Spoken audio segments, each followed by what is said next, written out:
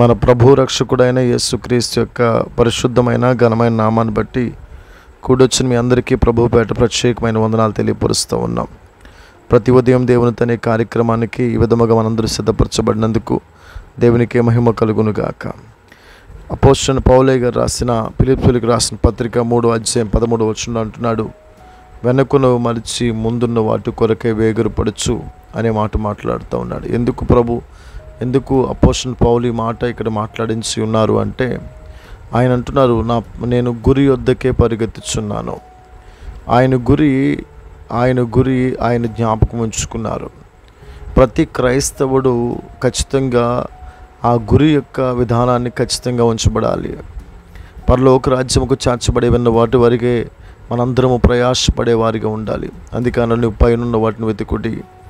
ఇక్కడ ఆయన అంటాడు, ఈ గురి సరిగా చేర్చబడాలి అంటే, ఆ గురి వద్దకు పరిగెత్తి ఉండాలి అంటే వెనకును మరిచి ముందున్న కొరకై వేగిరపడాలి. ఈరోజు మన జీవితాల్లో మనం చేస్తున్న ఈ యొక్క ప్రయాణంలో ఖచ్చితంగా ఏ రోజు కూడా మనం ఆగేవారిగా ఉండకూడదు. ఏ రోజైతే మనం ఆగామో మన పరుగు యొక్క స్పీడ్ తగ్గుతుంది. ఏ రోజైతే మనం ఆగామో మన బతి జీవితంలో అక్కడి నుంచి ముందున్న వాటి కొరకై వేగిరపడాల్సిన పరిస్థితి ఉండదు. ఏ రోజైతే నువ్వు వెనకున్న వాటి కొరకు నువ్వు ఆలోచించడం మొదలుపెట్టావో నీ ప్రయాణం ముందుకు సాగదు. దయచేసి ప్రతి ఒక్కరికి ప్రభు తెలియపరుస్తున్న మాట, నువ్వు ఏ స్థితిలో ఉన్నా ప్రభు ముందుకు కొనసాగించబడు. అయ్యా, వెనుకున్న వాటికి జరిగిపోయిన వాటి కొరకు ఆలోచిస్తా అయ్యా, నీ ముందున్న చక్కటి అద్భుతమైన కిరీటాన్ని బహుమానాన్ని పొందుకోకుండా నువ్వు ఉండొద్దు.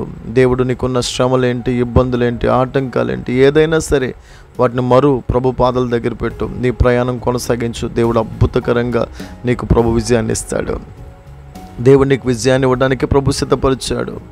అయ్యా, ప్రియమైన సహోదరి సహోదరుడా, ఎందుకు ఈరోజు ఈ మాట మాట్లాడుతున్నారు ప్రభు నాకు తెలియదు, కానీ దయచేసి మీకున్న పరిస్థితులు, మీకున్న ఆటంకాలు, మీకున్న ఇబ్బందులు, మీకున్న సమస్యలు వాటిని బట్టి మీ ఆత్మీయ జీవితాన్ని పాడు చేసుకోవద్దు.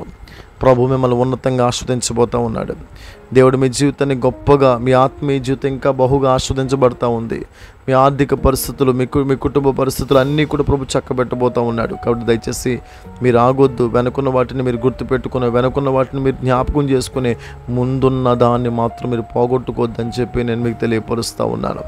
అపోస్తలుడైన పౌలు అంటాడు, అయ్యా, ఈ బత్తి అయిపోయిందో, లేకపోతే నేను చేస్తున్న బత్తి నేను పరిపూర్ణం అయిపోయిందని అనుకోవద్దు. ఎప్పుడు నీ బత్తి కొనసాగించబడు.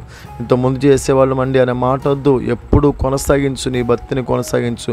దేవుడు నిన్ను బహుగా ఆస్వాదిస్తాడు. నువ్వు ఎలాను అయ్యా, ఇదిగో నీవు ఎప్పుడూ కూడా నా బత్తి అప్పుడు చాలా బాగా బత్తి చేసేవాడినండి, బాగా ఆ మాటలు వద్దండి. ముందున్న వాటి కొరకు వేగరపడండి. దేవుడు చక్కగా మిమ్మల్ని దీవించి ఆస్వాదిస్తారు. ఈ కొద్ది మాటలు ప్రభు దీవించి ఆస్వాదించునుగాక. ఆమేన్.